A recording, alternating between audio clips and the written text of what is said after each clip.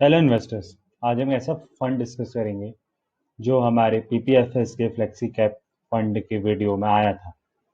ये क्वेश्चन सूरती राजेश ने पूछा था और वो क्वेश्चन था कि मैं Motilal Oswal flexi cap fund MOF 35 के बारे में कुछ बताऊं।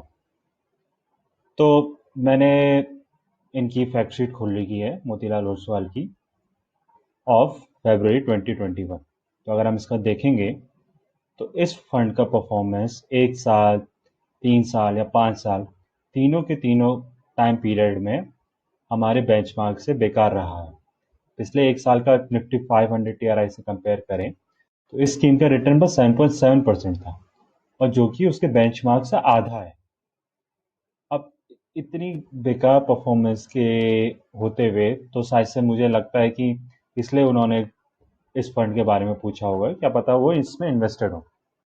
तो लेकिन हम 1 साल के अंडर परफॉर्मेंस से किसी फंड को डिस्कार्ड नहीं कर सकते। तो हम देखते हैं कि ये फंड कभी अच्छा परफॉर्म किया है या नहीं। तो हम देखते हैं 3 साल, 5 साल, ये तीनों के तीनों में अंडर परफॉर्म किया है। लेकिन अगर हम इसे इंसेप्शन से देखें तो इसने ओवर परफॉर्म किया मार्केट को, क्योंकि इसका रिटर्न 17.3% था और जो निफ्टी 500 TRI बेंचमार्क है उसका 13.1% था। तो हम इसमें देख रहे थे, अगर आपने स्टार्टिंग में से पैसा डाला होता और डाल के रख दिया होता तो आपने इसके बेंचमार्क को आराम से बीट किया होता। लेकिन हम क्या करते हैं, हम ज़्यादातर SIP करते हैं। अगर हम SIP में देखें तो SIP में अगर इंसेप्शन पे भी आपने 5,000 की मान लीजिए SIP चालू की होती, ये 10,000 की SIP है, तो आप मार्केट से बेकार परफॉर्म कर रहे होते हैं। अगर इंसेप्शन से बात कर रहा हूँ, यानी 10.6% रिटर्न दिया होता और जो निफ्टी 500 का TRI है उसने 11.6% दिया है। तो क्या इस फंड को होल्ड करना फायदे का सौदा है या फिर हमें इस फंड से निकल जाना चाहिए? ये बहुत ही इंपॉर्टेंट क्वेश्चन है, क्योंकि अगर आप इसके बजाय इन्हीं के डायरेक्ट फंड यानी इंडेक्स फंड में इन्वेस्ट करते तो आप एक्सपेंसिव चीज से बचाते और फालतू का ये इतना टेंशन नहीं आता कि ये परफॉर्म फ्यूचर में अच्छा करेगा नहीं करेगा, क्योंकि वो मार्केट परफॉर्मेंस होती। अब हम इसके बाकी फीचर्स के बारे में जानने की कोशिश करते हैं। अब अगर इसके हम स्कीम के रिस्क पैरामीटर और परफॉर्मेंस पैरामीटर देखें तो इस स्कीम का बीटा 1 है, यानी ये मार्केट के साथ मूव करता है। तो अगर ये मार्केट के साथ ही मूव कर रहा है, मतलब इसका वेरिएशन जो है वो मार्केट के साथ जैसा ही है, तो फायदा क्या है इस फंड में इन्वेस्ट करके? क्योंकि अगर आपको मार्केट के जैसा वेरिएशन चाहिए तो आप इंडेक्स फंड में वो कर सकते हैं। और अगर मान लीजिए मार्केट के साथ वेरिएशन भी दे रहा है तो कम से कम थोड़ा ओवर परफॉर्मेंस तो दे। लेकिन इसने कभी भी ओवर परफॉर्मेंस नहीं दिया है।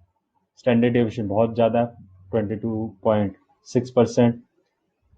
और अगर आप देख ही रहे होंगे कि monthly average asset under management 12,000 crore है और लेटेस्ट है 31 जैन का 11,000 करोड़, यानी कि बहुत सारे लोग इस फंड से पैसा निकाल रहे हैं। शार्प रेशियो जीरो है। शार्प रेशियो जितना ज़्यादा हो उतना अच्छा होता है। शार्प रेशियो होता है कि रिस्क फ्री रेट से कितना ऊपर उन्होंने रिटर्न कमा रखा है, स्टैंडर्ड डेविएशन, और इसने पता है कि ये बहुत ही बेकार कमा रहा है, तो इसका शार्प रेशियो जीरो होना वैलिड है। अब हम इसके बाकी चीज़ों के बारे में जानकारी लें। अब अगर हम इसके अंडरलाइंग होल्डिंग देखें तो टॉप पे पाएंगे वैभव ग्लोबल। और मुझे लगता है कि ये कोई और फंड रखता होगा। अगर ये इनकी बेट लग गई, सही हो गई, तो हो सकता है कि आपका फंड काफ़ी अच्छा रिटर्न कमाए। और टॉप फंड तो हम ऐसे ही देखते रहते हैं, HDFC bank, HDFC life insurance, HDFC। तीन तो इन्होंने HDFC नेम्स रखे हुए हैं अपने टॉप 10 होल्डिंग में और काफ़ी बड़े बड़े नाम पाइएगा। तो वही है कि इनका पी काफ़ी हाई है। और ये अगर ऐसे इन्फ्लेशन जब बढ़ता है, नॉर्मली हम देखते हैं कि जो जिनका पी हाई होता है वो ज़्यादा ग्रोथ नहीं देते, क्योंकि ये ग्रोथ स्टॉक्स होते हैं और इन्फ्लेशन में वैल्यू स्टॉक्स ज़्यादा वो करते हैं। अब इसमें आप देखेंगे तो इनके पास कोई भी ऐसी होल्डिंग नहीं है जो पिछले 1 साल में बहुत बड़ी हो। जैसे कि आपके मेटल स्टॉक्स हो गए, केमिकल स्टॉक हो गए, फार्मास्यूटिकल्स हो गए, तो मतलब इन्होंने ट्रेंड तो पहले से पकड़ा नहीं था। अब इनका फाइनेंशियल का अगर वेटेज देखिए तो फाइनेंशियल फाइनेंशियल बहुत सारे फाइनेंशियल पाएंगे, यहाँ तक कि आप 50% फाइनेंशियल है। तो अगर हम कहते हैं कि मान लीजिए फाइनेंशियल बहुत अच्छे से रिकवर करेगा तो ये फंड भी आपका अच्छे से परफॉर्म करेगा। लेकिन एक इंडस्ट्री में इतना सारा इन्वेस्टमेंट होना सेंसिबल डिसीजन नहीं है, क्योंकि अगर मान लीजिए ये इंडस्ट्री गलती से भी नीचे को जाती, मान लीजिए कोरोना ठीक नहीं होता, मान लीजिए लोगों की जॉब वैसे वापस नहीं आती और वो डिफॉल्ट करने लगते हैं, तो ये सब के सब नीचे जाएंगे और ये बहुत अच्छी सिचुएशन नहीं है। हाँ, लेकिन ऐसा भी हो सकता है कि अगर वो बढ़े तो आप इस बढ़ापे का फायदा आपको आपके इन्वेस्टमेंट में मिलेगा, लेकिन ये काफ़ी रिस्की सिचुएशन है। और मैं जानता हूँ कि इसमें लोगों ने क्यों इन्वेस्ट किया होगा। जब ये फंड 2014 में स्टार्ट हुआ था तो इसके पहले 2 साल का रिटर्न देखिए, 80%। पहले 2 साल के अगर आप May 14 से May 15 भी देखिएगा तो इसने 80% रिटर्न कमा लिया था, और जबकि इंडेक्स जो था वो अराउंड 25-30% ही था। तो यानी जो इसका इंसेप्शन का पहला साल था वो बहुत ही धाकड़ था, तो इसके कारण काफ़ी लोग इससे बहुत अट्रैक्ट हुए होंगे। लेकिन अगर हम इसकी सिचुएशन इस 2 साल के बाद देखेंगे, अगर इसका परफॉर्मेंस आप 2016 के बाद देखिएगा, 2016 से 2021 में ये इसने फंड ने कुछ पीरियड के लिए वो परफॉर्मेंस दिया था, लेकिन ओवरऑल देखिए तो इसने नेगेटिव ही दिया। तो हम कह सकते हैं कि मान लीजिए कि ये जो फंड है वो बेसिकली अंडर परफॉर्म किया है पिछले 1 साल के कारण, काफ़ी ज़्यादा 1 साल के कारण अंडर परफॉर्मेंस इसने दिया है। अब ये भी हो सकता है कि अगर आप इस पीरियड को कंसीडर करें तो इसने ओवर परफॉर्मेंस दिया था, हालांकि वो बहुत थोड़ा ओवर परफॉर्मेंस था, लेकिन ओवर परफॉर्मेंस था। और हम पिछले 1 साल का देखेंगे तो ये साफ साफ दिखा रहा है कि अंडर परफॉर्मेंस है। पिछले 1 साल के कारण जब सारे के सारे फंड ने काफ़ी अच्छा रिटर्न दिया है, ये पीछे रह गया। तो हम इससे ऐसा ये नहीं कह सकते कि ये फंड बेकार ही है। बस ये है कि किसी किसी फंड का टाइम आता है, किसी किसी का फंड का टाइम नहीं आता है, और आप बहुत बार अनलकीली ऐसे फंड में फंस जाते हैं जो अंडर परफॉर्म कर रहा होता है मार्केट के। तो अगर आपके पास ये फंड है तो आप ऐसा भी कर सकते हैं कि आप देख सकते हैं एक मान लीजिए 1 या 2 साल रुक सकते हैं, और चाहे एक्स्ट्रा पैसा ना डालिए इसमें, कम से कम अगर आपका फंड रिकवर करने की कोशिश करता है, क्योंकि इसने अभी तक अंडर परफॉर्मेंस दी है, अगर ये निफ्टी को भी पकड़ लेता है तो यानी उस पीरियड में आज से लेके मान लीजिए 1 या 2 साल का ओवर परफॉर्मेंस दिया हुआ, तभी ये निफ्टी को पकड़ पाएगा। अब अगर आप इसमें इन्वेस्ट करना चाहते हैं तो डायरेक्ट जब आप करेंगे तो 0.93% का आपको मिलेगा। तो हमेशा मैं, अगर आपको जानकारी है कि फंड कैसा है, कैसा परफॉर्म कर सकता है, तो आप ट्राई करिए कि आप डायरेक्टली फंड में इन्वेस्ट करिए, क्योंकि जब ये रेगुलर में इन्वेस्ट करते हैं तो एक डिस्ट्रीब्यूटर का कमीशन भी आ जाता है, तो आप उसको अवॉइड कर सकते हैं। और लॉन्ग टर्म में डिस्ट्रीब्यूटर का कमीशन बहुत ज़्यादा इम्पैक्ट करता है, क्योंकि अगर आप आधा परसेंट को मैग्नीफाई करते रहिएगा तो वो काफ़ी ज़्यादा रिटर्न में चेंज होता है। और ये आप जान सकते हैं, मेरी जो पहली वीडियो थी उसमें मैंने इसका बहुत अच्छा डिस्क्रिप्शन दिया था। अब इसके बारे में बाकी चीज़ें पता करते हैं, जो चीज़ें इसकी अच्छी हैं। इसके बारे में मुझे एक ही चीज़ अच्छी लगी कि इसका पोर्टफोलियो टर्नओवर रेशियो 0.4 है। आजकल फंड मैनेजर अपने स्टॉक्स को बहुत जल्दी जल्दी चेंज करते हैं, लेकिन मान लीजिए इस फंड के हिसाब से 40% ही जो स्टॉक हुए हैं वो पिछले 1 साल में चेंज हुए। तो मैं आइडियली प्रेफर करूंगा कि और कम हो, लेकिन हमने ऐसे फंड भी देखे हैं जिसमें 400% पोर्टफोलियो टर्नओवर रेशियो होता है, यानी कोई भी एक स्टॉक 3 महीने रहता है। तो इसमें कम से कम ऑन एवरेज एक स्टॉक आपका लगभग 8-9 महीने तो रहता है एवरेज में। तो ये मैं कह सकता हूँ कि ये थोड़ा रिसर्च करते होंगे इसके बारे में। और जो आकाश सिंघानिया है उनको 13 साल का एक्सपीरियंस है, जो उसका फंड मैनेजर है। अब हम देखते हैं कि इनका कोई और फंड है जिसके बारे में हम चीज़ें पता कर सकते हैं।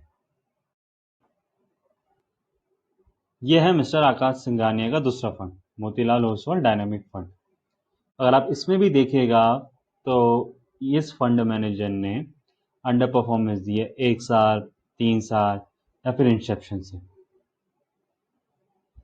तो ऐसा भी कह सकते हैं कि ये फंड मैनेजर अपना टच खो रहा है। मानता हूँ कि इनके पास बहुत एक्सपीरियंस है, लेकिन सब फंड मैनेजर का टाइम आता है जाता है।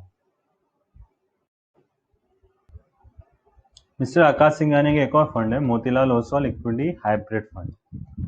अगर हम इसकी बेंचमार्क से कंपेयर करें तो पिछले एक साल में तो अच्छी परफॉर्मेंस नहीं है, लेकिन इंसेप्शन से मान लीजिए तो इंसेप्शन में, और ये बहुत ही नया फंड है, तो इंसेप्शन से इनका थोड़ा सा बेंचमार्क को बीट कर ले रहा है।